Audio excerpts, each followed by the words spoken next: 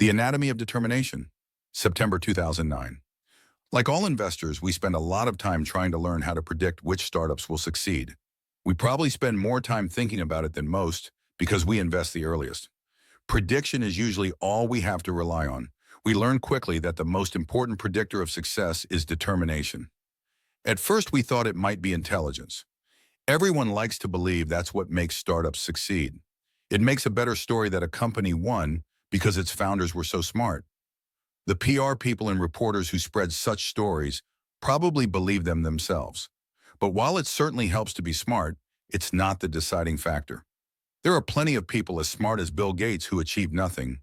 In most domains, talent is overrated compared to determination. Partly because it makes a better story, partly because it gives onlookers an excuse for being lazy, and partly because, after a while, determination starts to look like talent. I can't think of any field in which determination is overrated, but the relative importance of determination and talent probably do vary somewhat.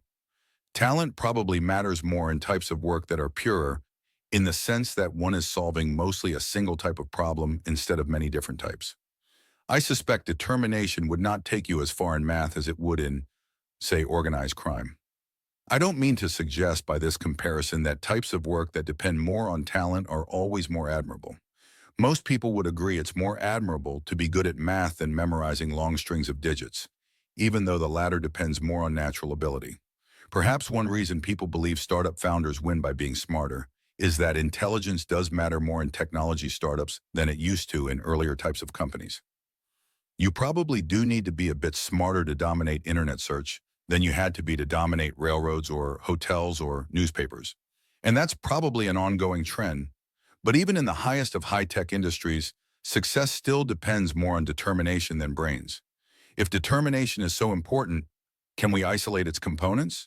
Are some more important than others? Are there some you can cultivate? The simplest form of determination is sheer willfulness.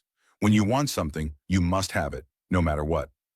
A good deal of willfulness must be inborn, because it's common to see families where one sibling has much more of it than another.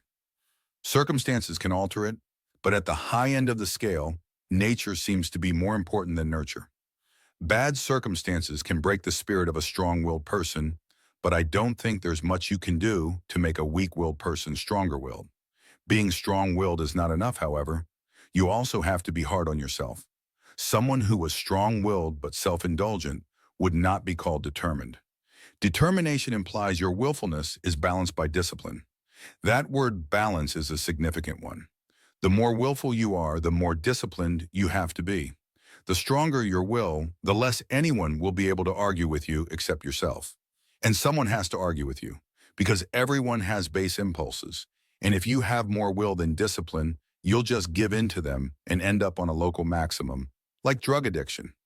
We can imagine will and discipline as two fingers squeezing a slippery melon seed. The harder they squeeze, the further the seed flies.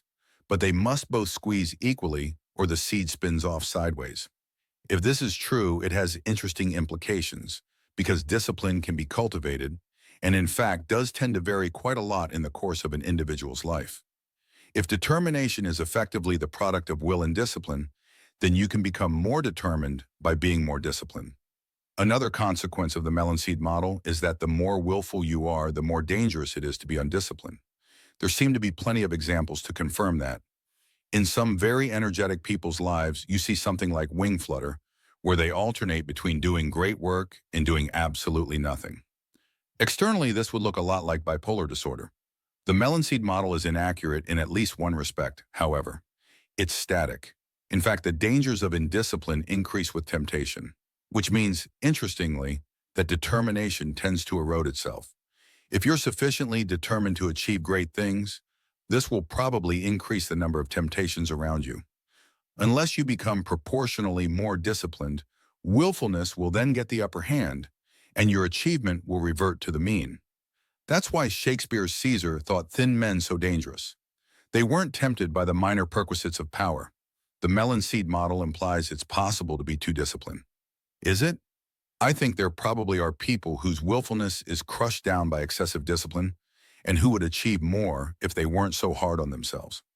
One reason the young sometimes succeed where the old fail is that they don't realize how incompetent they are. This lets them do a kind of deficit spending. When they first start working on something, they overrate their achievements. But that gives them confidence to keep working and their performance improves. Whereas someone clearer-eyed would see their initial incompetence for what it was and perhaps be discouraged from continuing. There's one other major component of determination: ambition. If willfulness and discipline are what get you to your destination, ambition is how you choose it. I don't know if it's exactly right to say that ambition is a component of determination, but they're not entirely orthogonal. It would seem a misnomer if someone said they were very determined to do something trivially easy. And fortunately, ambition seems to be quite malleable. There's a lot you can do to increase it. Most people don't know how ambitious to be, especially when they're young. They don't know what's hard or what they're capable of. And this problem is exacerbated by having few peers. Ambitious people are rare, so if everyone is mixed together randomly, as they tend to be early in people's lives, then the ambitious ones won't have many ambitious peers. When you take people like this and put them together with other ambitious people, they bloom like dying plants given water. Probably most ambitious people are starved for the sort of encouragement they get from ambitious peers, whatever their age. Achievements also tend to increase your ambition. With each step, you gain confidence to stretch further next time. So here in sum is how determination seems to work. It consists of willfulness balanced with discipline, aimed by ambition.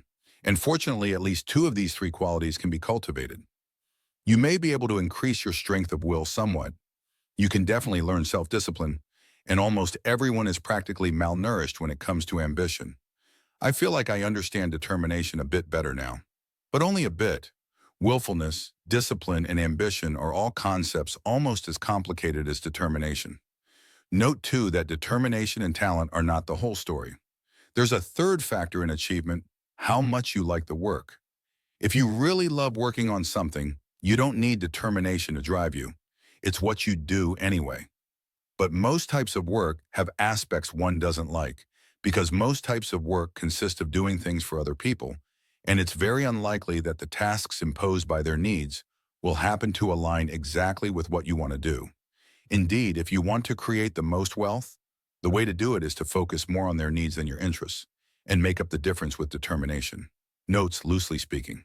What I'm claiming with the melon seed model is more like determination is proportionate to WD circumflex EM, K vertical bar WU, D vertical bar circumflex N, where W is will and D discipline.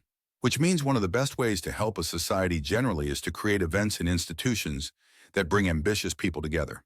It's like pulling the control rods out of a reactor. The energy they emit encourages other ambitious people, instead of being absorbed by the normal people they're usually surrounded with. Conversely, it's probably a mistake to do as some European countries have done and try to ensure none of your universities is significantly better than the others. For example, willfulness clearly has two subcomponents: stubbornness and energy. The first alone yields someone who's stubbornly inert. The second alone yields someone flighty.